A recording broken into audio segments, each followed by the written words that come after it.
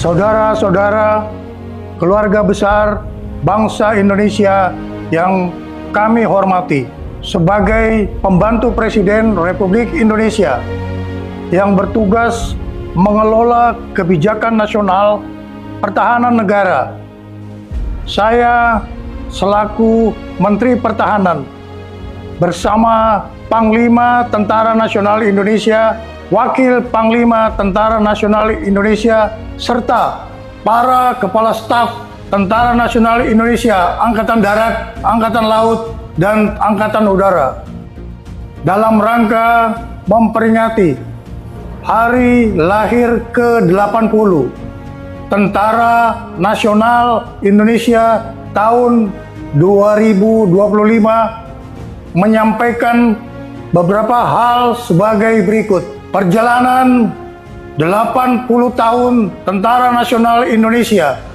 sebagai alat pertahanan negara dalam bentuk pengabdian kepada bangsa dan negara tidak lepas dari nilai-nilai semangat perjuangan generasi 1945 yang selalu menjadi motivasi pengabdian bagi kami seluruh generasi penerus Tentara Nasional Indonesia dalam membela negara kesatuan Republik Indonesia berdasarkan Pancasila dan Undang-Undang Dasar tahun 1945.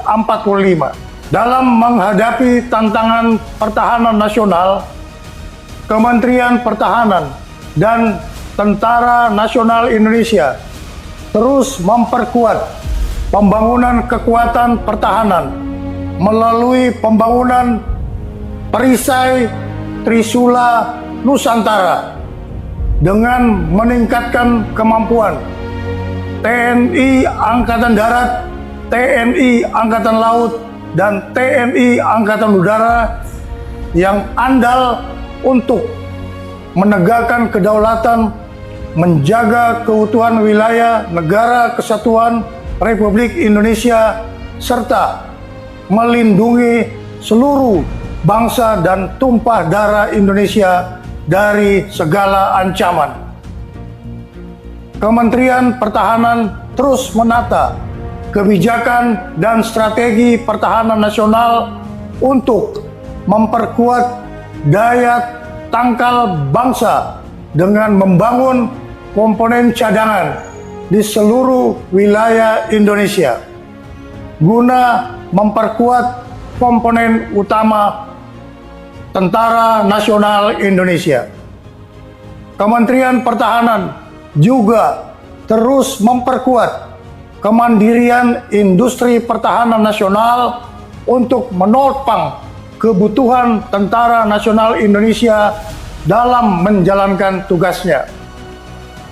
Penyelenggaraan pertahanan negara dilaksanakan secara semesta dengan melibatkan seluruh elemen bangsa dengan strategi pertahanan Indonesia yang bersifat defensif aktif, tanpa memiliki ambisi ofensif terhadap negara lain, kecuali menjaga wilayah teritorial dan melindungi keselamatan bangsa Indonesia. Kebijakan pertahanan juga diarahkan untuk meningkatkan kewaspadaan nasional terhadap upaya disintegrasi bangsa, serta memperluas kerjasama internasional melalui partisipasi aktif dalam operasi kemanusiaan dan misi perdamaian di bawah Perserikatan Bangsa-Bangsa. Kepada segenap prajurit Tentara Nasional Indonesia, Menteri Pertahanan menyerukan untuk terus memperkokoh loyalitas kepada misi negara dan tetap menjaga disiplin keprajuritan serta menjunjung tinggi kehormatan prajurit di atas segala-galanya. Tentara Nasional Indonesia dilahirkan oleh rakyat dan mengabdi kepada rakyat serta akan kembali kepada rakyat.